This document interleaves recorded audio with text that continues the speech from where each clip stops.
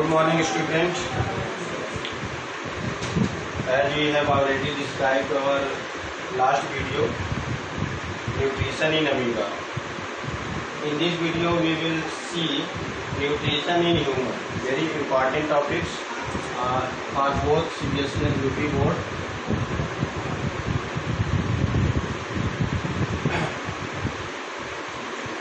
ये वीडियो आपको जो हमें कुछ फीडबैक मिला है, जिनको कुछ दिक्कत हो रही होगी, इसे दिक्कत होनी नहीं चाहिए, क्योंकि हम जब क्लास करते हैं तो आपको उसका इंग्लिश वर्जन और हिंदी वर्जन दोनों में आपको डिफाइन भी करते हैं।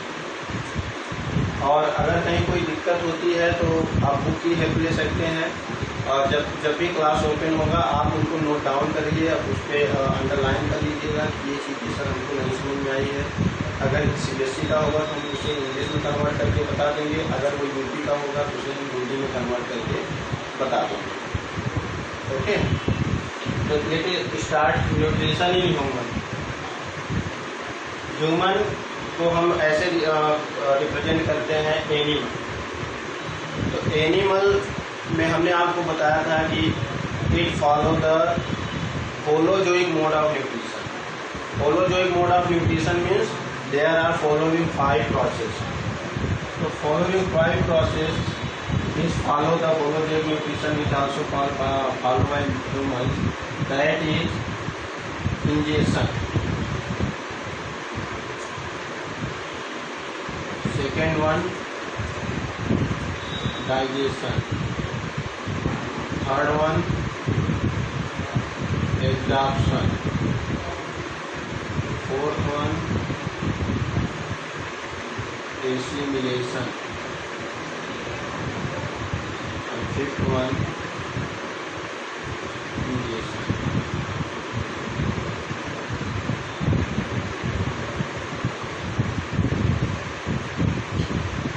ह्यूमन भी इसको फॉलो करते हैं।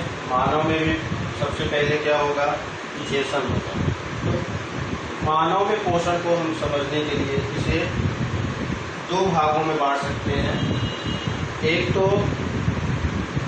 जो पोषण के अंग कौन कौन से हैं, और दूसरा हम ये देख सकते हैं कि वो कार्य कैसे करता है। या हम दोनों को एक साथ भी देख सकते हैं। या CRT की बुक की अगर हम हेल्प लें तो वहाँ पे आपको देखोगे एक साथ ही है, और उसमें क्या है कि प्रोसेस और उसका जो स्ट्रक्चर है वो दोनों एक ही साथ चलता है। स्ट्रक्चर जैसे हम बात करें तो इंजेक्शन से लेकर के इजेशन तक ये जो 5 प्रोसेस है, ये 5 प्रोसेस के लिए एक स्पेशल स्ट्रक्चर है मनुष्य में, जिसे हम कहते हैं एलिमेंट्री कैनाल। तो यहाँ पे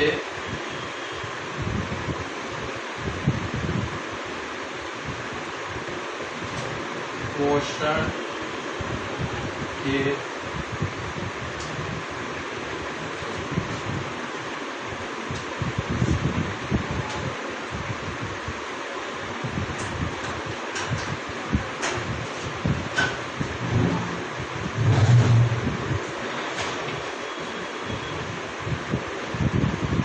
आहार नाल एवं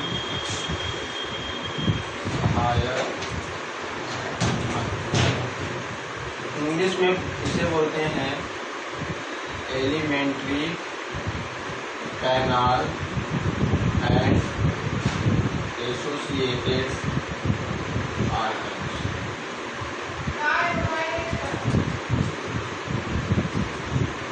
माउथ से लेकर के आपके बुक में एक पूरा जो है डाइजेस्टिव सिस्टम बनाया गया है। तो न्यूट्रिशन इन ह्यूमन को हम क्या कह सकते हैं, डाइजेस्टिव सिस्टम है। और डाइजेस्टिव सिस्टम जो बना किसका है, वो आहार नाल का बना हुआ है और उसके सहायक अंग। तो इन दोनों को मिलाकर के हम क्या कह सकते हैं, पाचन तंत्र।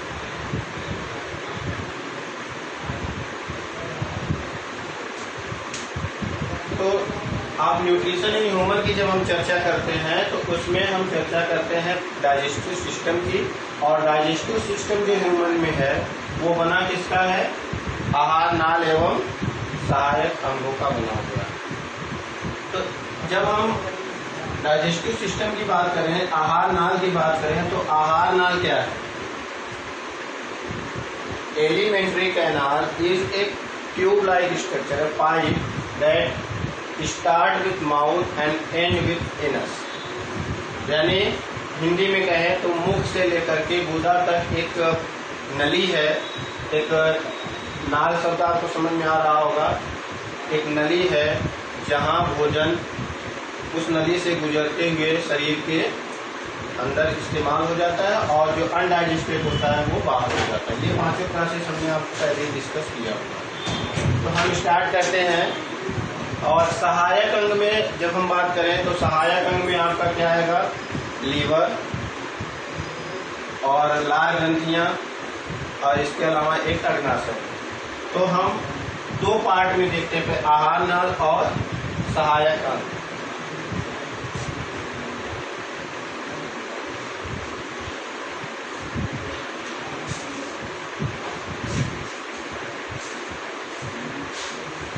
फिगर बनाने को टाइम यहाँ निकल जाएगा, आप थोड़ा सा वो देख लीजिए, कुछ इस तरह का स्ट्रक्चर होगा।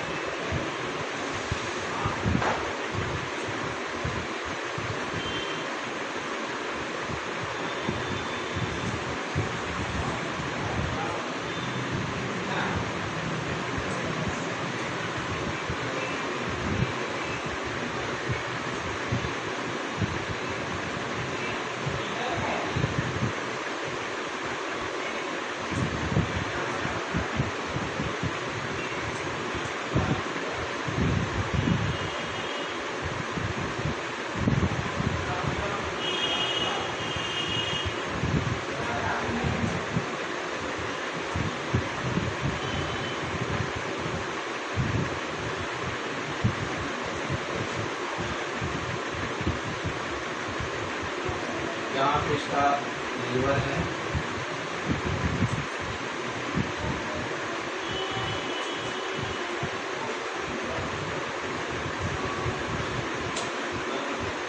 इसको आप बुक में देख लीजिएगा, यहाँ पे बहुत टाइम लग जाएगा इसको बनाने में।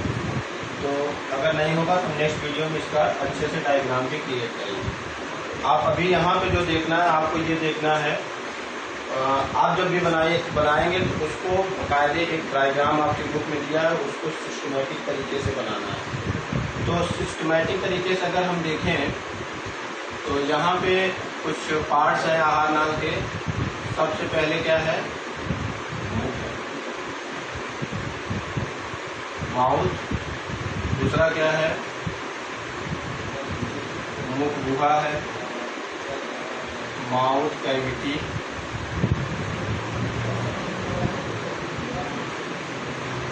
इसके बाद क्या है? फायरिंग्स है, और जिसे हम क्या कहते हैं हिंदी में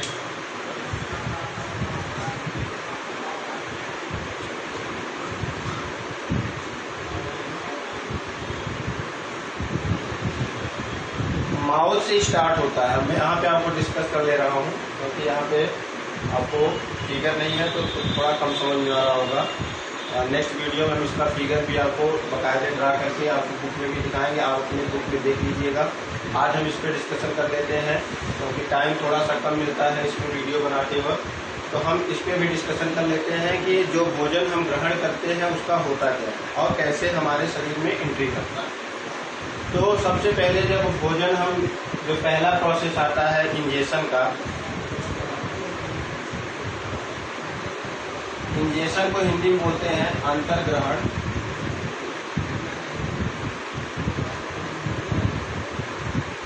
तो जब हम भोजन लेते हैं तो हमारे शरीर में आप माउथ को देखें तो माउथ कहाँ से स्टार्ट होता है? मुख से स्टार्ट होता है।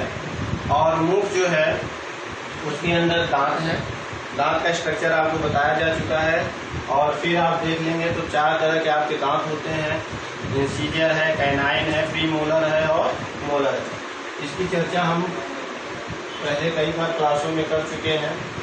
फिर भी हम यहाँ देखते हैं तो दांत है, दांत के बाद जिह्वा है और जिह्वा से लगा हुआ 3 तरह की लार ग्रंथियां हैं। तो सब दांत 32 होते हैं। आपको पता है द्विबार दंती क्या होता है? द्विबार दंती का मतलब होता है कि जो मनुष्य के दांत होते हैं वो जीवन काल में 2 बार आता है। एक बार जो होता है बचपन में आता है, फिर सारे दांत टूटते हैं, फिर दोबारा आता है, इसे कहते हैं द्विबार दंती। और बच्चों में 20 होता है, और जो एडल्ट हो जाते हैं उनके शरीर में जो है 32 दांत होते हैं, 32 होते हैं। और एक डेंटल फार्मूला आपको हम बता दें, और दंत सूत्र याद कर लीजिएगा, 2 1 2 3। आपको ऐसे याद लिख लेना है, 2 1 2 3 अपॉन 2 1 2 3। अब आप थोड़ा सा कंफ्यूज होंगे कि ये क्या है। तो ये आपका इंसीजर है, कैनाइन है, प्रीमोलर है और मोलर है। तो जो हमारे दांत हैं वो 4 तरह के। एक तो बोलते हैं इंसीजर, कृंतक, जिसे इंसीजर बोलते हैं। दूसरा होता है रगनक, कैनिन्स। तीसरा होता है चवर्णक,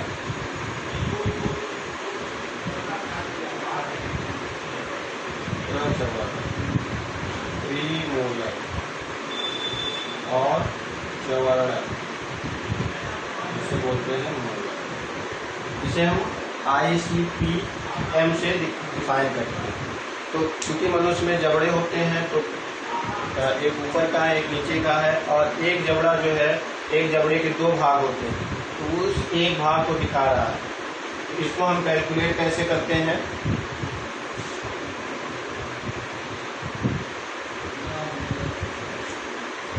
तो आप देखो, इसको ऐसे जोड़ते हैं, 2 1 2 3, टोटल कितने हो गए? 8। 2 1 3 3 2 5 5 3 8, और 8 को 2 से गुणे करते हैं तो ये आ जाता है 16। ठीक इसी तरह 2 1 2 3 2 से करते हैं तो 16 आ जाता है। ये अपर जा है, यानी ऊपर वाला जबड़ा है, और ये लोअर जा है।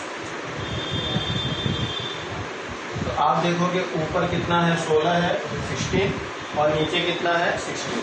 तो 16 16 कितना हो जाता है? 32। तो आप देख सकते हो कि अगर हम ऐसे कैलकुलेट करें I, तो इंसीजर कितना होगा? 2 दूने 4, 2 दूने 4, टोटल कितना हो जाएगा? 8। इंसीजर कितने हैं? 8। कैनाइन कितना हो जाएगा? 1 1 2, 2 दूने 4। और फिर प्रीमोलर, प्रीमोलर कितना होगा? 8। और मोलर कितना हो जाएगा? 3 6 12। ये टोटल कितना हो जाएगा? 30। इंसीजर 8 हो गए, कैनाइन 4 हो गया, प्रीमोलर 8 हो गया, मोलर 12 हो गया। इस तरह से जो टोटल डेंट है, टूथ है, जो टोटल दांत है वो कितनी हो गई? 30।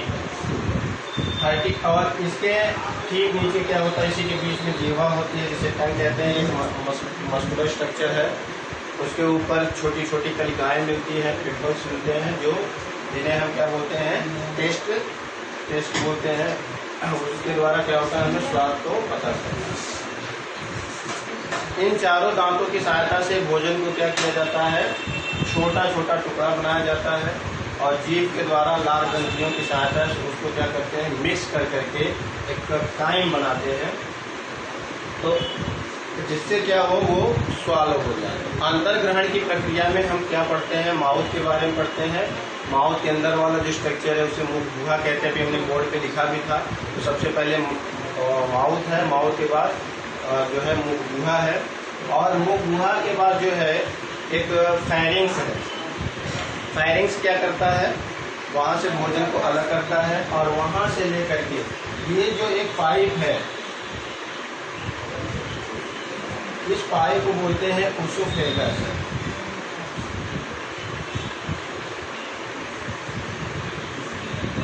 जिसे हम एक तो पाइप है, उसे ओसोफेगस बोलते हैं। तो वहाँ से जो भोजन आपका काइम की तरह बना हुआ है, वो भोजन कहाँ आएगा? ओसोफेगस से होते हुए। अभी हम कौन सा प्रोसेस कर रहे हैं? इंजेशन। इंजेशन में हमने क्या देखा कि भोजन जो है माउथ में एंट्री करता है, उसे हम दांतों के द्वारा छोटा करते हैं, वहाँ से आपका डाइजेशन भी स्टार्ट हो जाता है। डाइजेशन का मतलब आपको बताया गया है, digestion is the process of breaking down complex food into smaller food. जो कॉम्प्लेक्स फूड है उसको क्या करते हैं, छोटे छोटे टुकड़ों में हम डिवाइड करते हैं। तो जब छोटे छोटे टुकड़ों में डिवाइड करते हैं तो उसको बोलते हैं डाइजेशन। तो आपने देखा है कि जो भोजन हम लेते हैं वो कॉम्प्लेक्स फॉर्म में होता है, वहाँ थोड़ा सा मुंह से पाचन शुरू हो जाता है। तो अब वहाँ से भोजन जो है ओसोफेगस के द्वारा, एक पाइप है, उस पाइप के द्वारा जो है भोजन जो है स्टमक की तरफ आता है। उसमें एक प्रोसेस आता है कि ये भोजन ये स्टमक से, ये पाइप है ओसोफेगस जो है, इसके अंदर मस्कुलर स्ट्रक्चर होता है जो भोजन को क्या करता है, ये सिकुड़ता है, फैलता है। एक बार कंट्रैक्ट होगा, फिर क्या होगा, एक्सपैंड होगा, कंट्रैक्ट एक्सपैंड। तो इस तरह से भोजन धीरे धीरे आता है, जिसको बोलते हैं क्रमकुंचन। एक वर्ड आता है क्रमकुंचन, पेरिस्टालसिस। तो क्रमकुंचन के द्वारा ये भोजन जो है धीरे धीरे धीरे धीरे नीचे आएगा। नीचे आने के बाद जो हमारा अगला भाग है वो है स्टमक। मान लेते हैं ये पाइप है और हमारा जो है स्टमक कुछ इस तरह से है।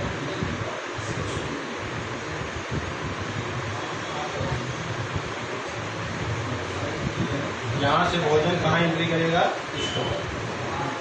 ये जो स्टमक है यहाँ पे भोजन 2 से 3 घंटे तक होता है और भोजन यहाँ पे क्या होता है, मिक्स होता है। चर्न बोलते हैं, इंग्लिश वर्ड आप देखेंगे तो उसको चर्नेट बोलते हैं। यहाँ पे भोजन क्या होगा, मिक्स होगा। तो मिक्स किससे होगा, यहाँ पे इसकी जो दीवारें हैं, ये 4 लेयर की दीवारें होती हैं, इनके बारे में बहुत ज़्यादा डिस्कशन यहाँ नहीं करना है। और यहाँ जो सबसे लास्ट लेयर है उसको म्यूकस बोलते हैं। तो ये जो हमारा भाग है वो क्या है, स्टमक। स्टमक में यहाँ पे 3 तरह के पदार्थ मिलते हैं। एक तो हम बोलते हैं गैस्ट्रिक जूस, यहाँ से निकलने वाला जो जूस है उसको बोलते हैं गैस्ट्रिक जूस। तो गैस्ट्रिक जूस में क्या होता है, कुछ विशेष स्पेशल टाइप के एंजाइम होते हैं जो भोजन को तोड़ने का काम करते हैं। यहाँ पे बहुत सारे एंजाइम का रोल है। एंजाइम के बारे में आपको हम नेक्स्ट चैप्टर में पढ़ाएंगे जब हार्मोन्स और ग्रोथ की बात करेंगे। तो यहाँ पे एंजाइम्स होते हैं। एंजाइम को हम बोलते हैं बायोलॉजिकल कैटालिस्ट। ये क्या करता है, किसी भी पदार्थ को ब्रेक डाउन करने में उसके रेट को इंक्रीज कर देता है। कोई भी पदार्थ को तोड़ने के लिए हमें एंजाइम की जरूरत पड़ती है और एंजाइम उसके तोड़ने की गति को तेज कर देता है। तो यहाँ गैस्ट्रिक जूस में कुछ एंजाइम्स हैं जो भोजन को क्या करेंगे, छोटे छोटे टुकड़ों में डिवाइड करने में हेल्प करेंगे।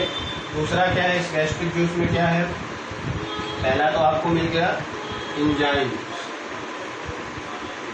दूसरा क्या, आपको गैस्ट्रिक जूस में क्या मिल जाएगा, HCl, हाइड्रोक्लोरिक एसिड होता है।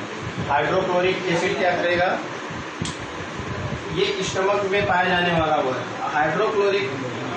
जब भी बोर्ड का पेपर आप देखोगे तो ये यहाँ पे ये पॉइंट बहुत इंपॉर्टेंट हो जाता है कि हाइड्रोक्लोरिक एसिड का रोल क्या है। तो हाइड्रोक्लोरिक एसिड का 2 रोल है। पहला ये है कि यहाँ से आने वाला जो सैलिवरी ग्लैंड, जो हमने होता है आपको लार ग्रंथियाँ होती हैं, लार ग्रंथियों के द्वारा, क्योंकि लार ग्रंथियों से निकलने वाला जो रस है, जो सलीवा है, जो लार है, वो कैसा होता है, बेसिक नेचर में होता है। केमिस्ट्री में आपको पढ़ाया जाएगा, बेसिक बेस पढ़ाया गया था 9th में। तो यहाँ पे एसिड बेस की बात हो रही है। क्योंकि ये HCl क्या है हमारा, हाइड्रोक्लोरिक एसिड, HCl यहाँ बता रहा है ये HCl एसिड। और जो हमारा लार होता है वो क्या होता है, बेसिक होता है। तो ये जो हमारा फूड है वो बेसिक हो गया है, उसको क्या बनाएगा, एसिडिक बनाएगा। तो यानी जो फूड का नेचर है उसको चेंज कर देगा। दूसरा इसका रोल क्या है, ये बहुत सारे बैक्टीरिया को, जो हार्मफुल बैक्टीरिया है, उन्हें किल भी करता है। तो ये इसका रोल है। और ये जो है यहाँ जो एंजाइम है उसको एक्टिव करने में भी इसका रोल है। तीसरा जो यहाँ पे है वो म्यूकस बनता है, यहाँ से म्यूकस बनता है और चिपचिपा पदार्थ होता है जो हाइड्रोक्लोरिक एसिड से स्टमक को बचाता है। अगर ये म्यूकस नहीं हो तो क्या होगा, यहाँ की जो ये दीवार है इस पर घाव हो सकता है। अगर बहुत ज़्यादा एसिडिटी हो जाती है तो एसिडिटी की वजह से क्या हो सकता है, घाव हो सकता है, जिसे हम क्या कहते हैं, पेप्टिक अल्सर कहते हैं। तो पेप्टिक अल्सर को बचाने के लिए भी जिसिप का काम आता है। तो यहाँ पे हम देखें तो अगर आपको थोड़ा सा कंफ्यूजन क्रिएट हुआ होगा तो हम यहाँ पे फिर से देख लेते हैं कि थोड़ा सा प्रोसेस हम कहाँ तक है। सबसे पहले क्या है, माउथ से भोजन कहाँ जाएगा, माउथ कैविटी,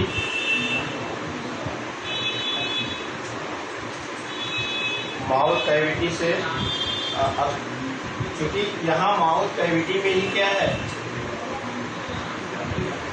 सलेवरी ग्लैंड है, और सलेवरी ग्लैंड से क्या निकलेगा, सलाइवा। ये सलीवा जो है उसी भोजन में जाकर के मिल जाएगा और यहाँ से वो क्या बनेगा, काइम बनेगा। माउथ कैविटी से कहाँ जाएगा, फायरिंग्स, फायरिंग से बाद कहाँ जाएगा, ओसोफेगस। ओसोफेगस जो हमने आपको बताया, ओसोफेगस क्या है, एक ट्यूब की तरह स्ट्रक्चर है। और ओसोफेगस से कहाँ पहुँचेगा ये,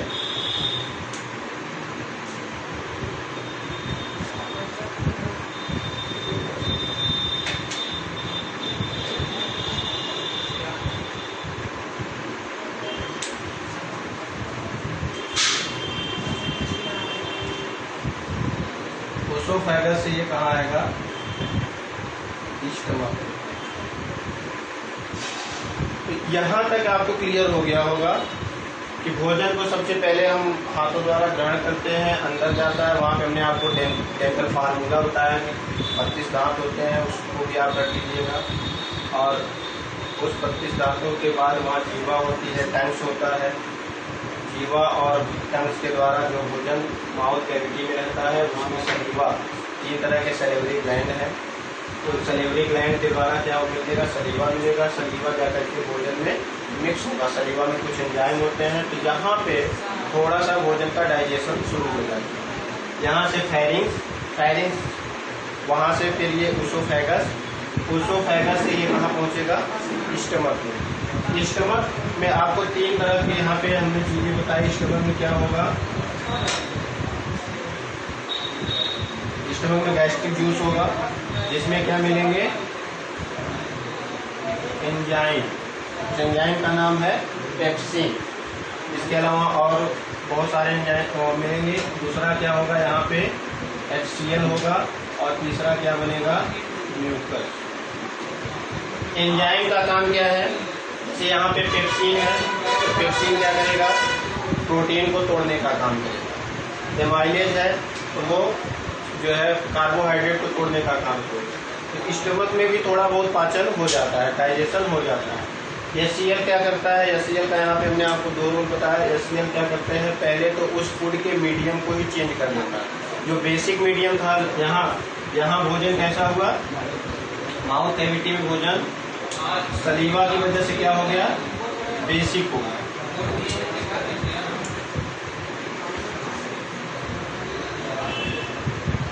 तो बेसिक हो गया, और यहाँ पे ये इसकी वजह से क्या हो जाएगा, एसिडिक हो जाएगा। तो HCl क्या करेगा कि फूड के मीडियम को चेंज करेगा। जब ये HCl एसिडिक मीडियम हो जाएगा तो जो एंजाइम है वो एक्टिव हो जाएगा। जब ये एंजाइम एक्टिव हो जाएगा तो भोजन का डाइजेशन अच्छे से होगा। और ये जो म्यूकस है, जिसे हिंदी में बोलते हैं श्लेष्मा, देखिए माउथ को क्या बोलते हैं, मुंह। माउथ कैविटी को क्या बोलते हैं, मुख गुहा, ग्रसनी, और इसोफेगस हो गया, और स्टमक आमाशय।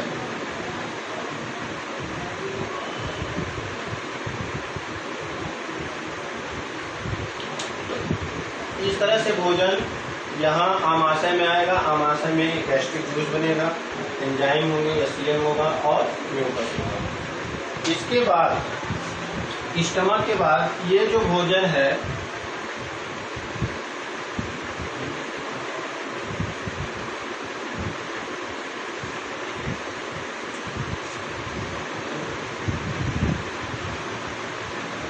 स्मॉल इंटेस्टाइन में भी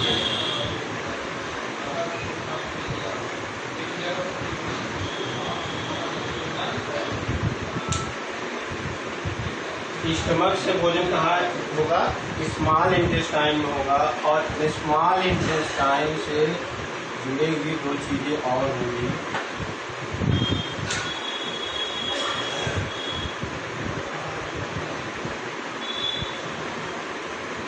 एक होगा आपका लीवर और दूसरा होगा पैनक्रियास। लीवर को क्या बोलते हैं? यकृत, और पैनक्रियास को क्या बोलते हैं? अग्नाशय। तो स्मॉल इंटेस्टाइन में भोजन जब पहुंचेगा तो साथ ही साथ लीवर, यकृत के द्वारा बना हुआ बाइल, इसे क्या बोलते हैं? पित्त। पित्त रस स्मॉल इंटेस्टाइन में आएगा, और पैनक्रियास द्वारा बना हुआ पैनक्रियाटिक जूस, अग्नाशयी रस, इन दोनों में भी क्या होगा? एंजाइम होगा। तो स्मॉल इंटेस्टाइन पे भोजन का 99% कह लो, या ये कह लो कि ज्यादा से ज्यादा क्या हो जाता है? डाइजेशन कंप्लीट हो जाता है। क्योंकि यहाँ पे आप देख रहे हो कि फूड पे 3 तरह के रस काम करने लगे हों। अब देखिए इसको थोड़ा सा, इसीलिए मैं फिगर नहीं ड्रा किया, वहाँ बहुत टाइम लग जाएगा। कल वाले एपिसोड में, कल वाले भाग में हम यहाँ पे एक अच्छा सा फिगर ड्रा करेंगे आपके लिए, और उसको हम जो आज हमने समझाया है वो आपको वहाँ पे क्लियर होता जाएगा। तो स्मॉल इंटेस्टाइन में मान लेते हैं ये स्मॉल इंटेस्टाइन है, और यहाँ पे आप उसमें देखोगे तो मान लेते हैं ये स्मॉल इंटेस्टाइन है, और स्मॉल इंटेस्टाइन में फूड पहुंचा हुआ है। तो फूड पे 3 तरह के जूस काम करेंगे। एक तो लीवर के द्वारा आया हुआ बाइल, दूसरा इंटेस्टाइनल जूस है, इंटेस्टाइनल जूस, जिसे हम हिंदी में बोलेंगे आंत्र रस। बाइल को हम क्या बोलते हैं? पित्त रस। और एक हमने और बताया इसमें अग्नाशयी रस।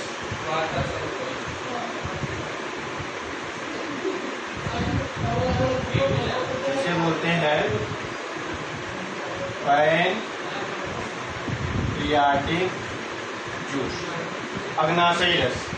ये 3 तरह के जूस जो है इनमें, अब जैसे बाइल है, एक एक को अगर हम देखें तो लीवर से निकलने वाला जो बाइल है वो पहले इकट्ठा होता है गाल ब्लैडर में, और गाल ब्लैडर में इकट्ठा होने के बाद जब भोजन आंत में, छोटी आंत में पहुंचते स्मॉल इंटेस्टाइन में आता है, ये बाइल जो है भोजन में एंट्री करता है, और वहाँ पे वो फैट को तोड़ने का काम करता है। यहाँ पे भी आप थोड़ा सा नोट कर लीजिए कि पूछा जाता है कि उसमें पेपर में कि फंक्शन ऑफ बाइल्स, बाइल्स का कार्य क्या है। पहले तो ये हो गया सिक्रीशन कहाँ से होगा? लीवर से, बनेगा कहाँ? लीवर में। और काम क्या है इसका? इसका बाइल्स का काम है कि फैट को छोटे छोटे टुकड़ों में तोड़ना। तो इसका काम है फैट को तोड़ने में मदद करना और एंजाइम को एक्टिव करना। दूसरा इंटेस्टाइनल जूस है, इसमें बहुत तरह के एंजाइम है, जो कार्बोहाइड्रेट को तोड़ने के लिए अलग एंजाइम है, प्रोटीन को तोड़ने का अलग एंजाइम है, फैट को तोड़ने के लिए अलग एंजाइम है। तो यहाँ बहुत सारे एंजाइम होते हैं जो फूड का डाइजेशन करते हैं। और पैनक्रियाटिक जूस, इसमें भी बहुत सारे एंजाइम हैं।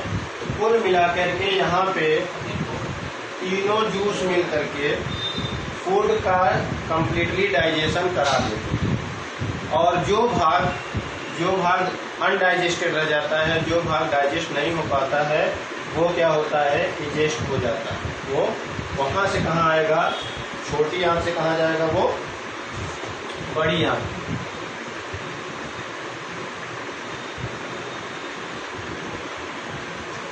तो स्टमक तक आपको पहले हमने ग्राफ बना दिया था।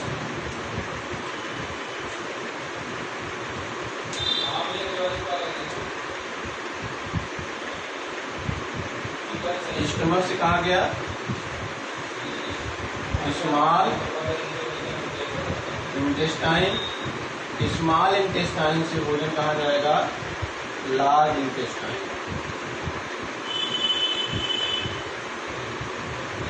लार्ज इंटेस्टाइन जिसे हम क्या बोलते हैं, बड़ी आंत या बृहदान्त, ये सब अलग, बड़ी आंत भी बोलते हैं और बृहदान्त भी बोलते हैं। तो स्मॉल इंटेस्टाइन में जो अनडाइजेस्टेड फूड होता है, अनडाइजेस्टेड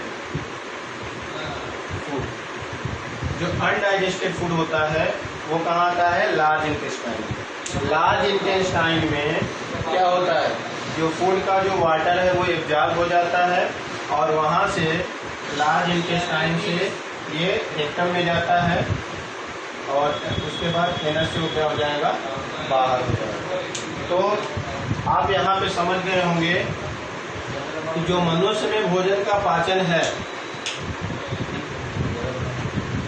ओके राहुल जी वो कर रहे हैं, बता रहे हैं सर आपका टाइम होने वाला है।